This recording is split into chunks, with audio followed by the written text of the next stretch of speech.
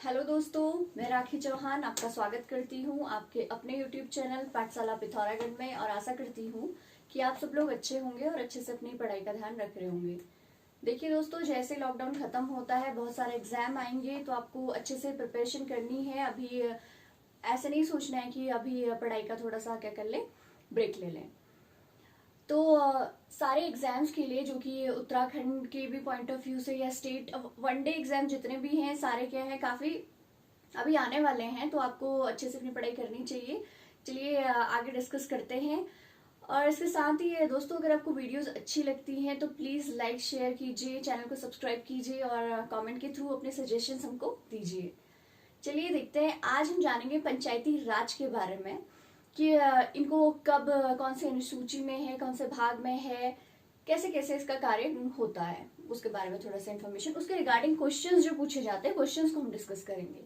सबसे पहला क्वेश्चन है कि संविधान के किस भाग में पंचायती राज का वर्णन मिलता है? तो कौन से भाग में मिलता है? भाग 9। 11वीं अनुसूची में इनको जोड़ा गया है, जो कि 75वें संविधान संशोधन के द्वारा इनको 11वीं अनुसूची में जोड़ा गया। देखिए, आपको जैसे पता होगा कि हमारे संविधान में कुल अनुसूचियां कितनी हैं? 12 अनुसूचियां हैं। जो 11वीं है उसमें किसका वर्णन मिलता है? हमको पंचायती राज का वर्णन मिलता है। नेक्स्ट आगे बढ़ते हैं। जो ये पंचायती राज संस्थाएं होती है ये किस आधार पर होती है, इनका काम क्या होता है? जो सत्ता का विकेंद्रीकरण होता है।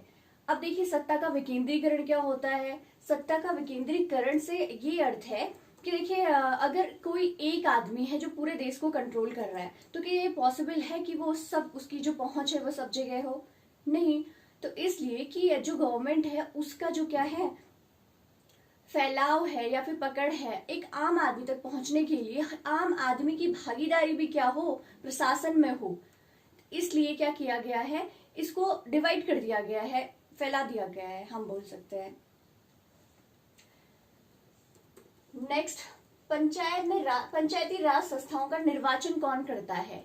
मीन्स के पंचायत के चुनाव कब होंगे, कौन सी तिथि को होंगे, ये सारी चीजों का जो निर्धारण होता है वो किसके द्वारा किया जाता है?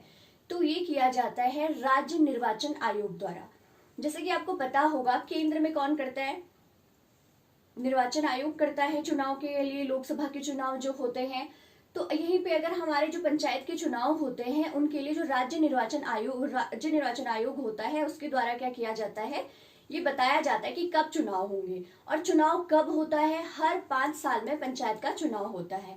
अगर किसी कारणवश अगर क्या होता है, कभी जो चुनाव है वो क्या होता है, जो सभा बनी है, ग्राम सभा है, ग्राम पंचायत जो है हमारी, वो क्या होती है, विघटित हो जाती है। तो कितना टाइम मिलता है कि उसको दोबारा से उसकी इलेक्शन करके दोबारा से नई पंचायत बनाई जाए?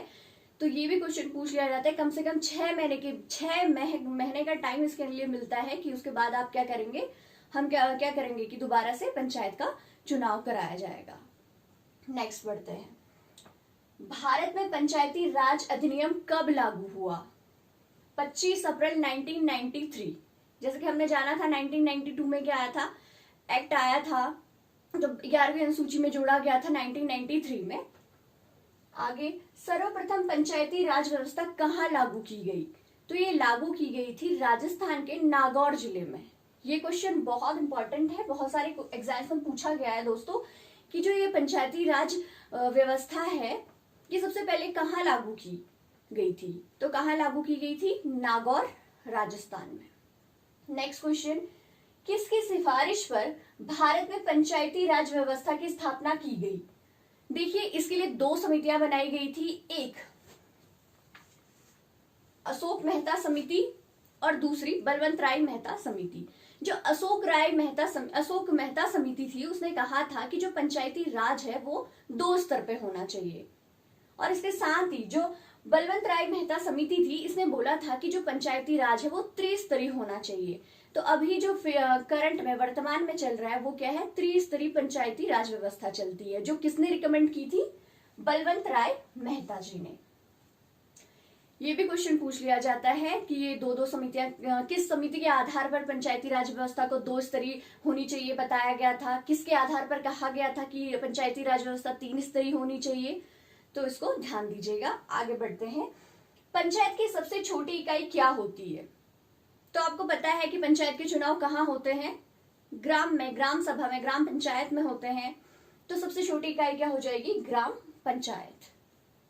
पंचायत की सबसे छोटी इकाई होती है ग्राम पंचायत। पंचायत स्तर पर राज्य सरकार को प्रतिनिधि कौन होता है, कौन प्रतिनिधित्व करता है?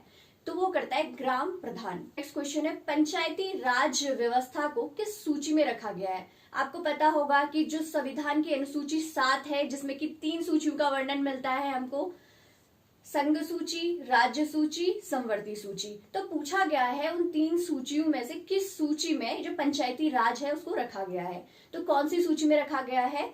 राज्य सूची में, क्योंकि ये क्या है, राज्य सूची पे जो भी जितने भी विषय होते हैं उस पे कानून बनाने का अधिकार किसके पास होता है?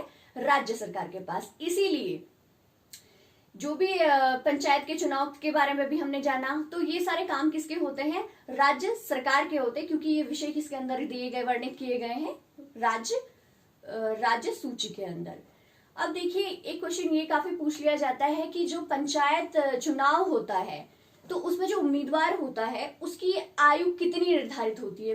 इट मीन्स कि आपको मिनिमम आप कितने साल के हैं कि आप एक ग्राम प्रधान बन सकते हैं। तो इसके लिए आयु आपकी क्या होनी चाहिए? 21 वर्ष। 21 वर्ष का कोई भी जो पर्सन है, वो व्यक्ति है, वो क्या कर सकता है? उम्मीदवार के तौर पर ग्राम प्रधान का चुनाव लड़ सकता है। तो दोस्तों, आज की वीडियो में इतना ही। अगर वीडियोस अच्छी लगती हैं तो लाइक, शेयर, कमेंट कीजिए। इसके साथ ही आप हमको हमारे फेसबुक पेज पे भी फॉलो कर सकते हैं। वहां पे आपको वेरी इंपॉर्टेंट क्वेश्चन जो कि आने वाले एग्जाम्स के लिए काफी इंपॉर्टेंट हैं, वो डेली पोस्ट किए जाते हैं, डेली बेसिस पे। तो प्लीज आप हमको फेसबुक पे भी फॉलो करें। इसके साथ ही वीडियोस अच्छी लगती है तो लाइक, शेयर करें, चैनल को सब्सक्राइब करें, कमेंट के थ्रू अपने सजेशन देना बिल्कुल मत भूलिए। तो इसी तरह हमारे साथ बने रहिए। Thank you.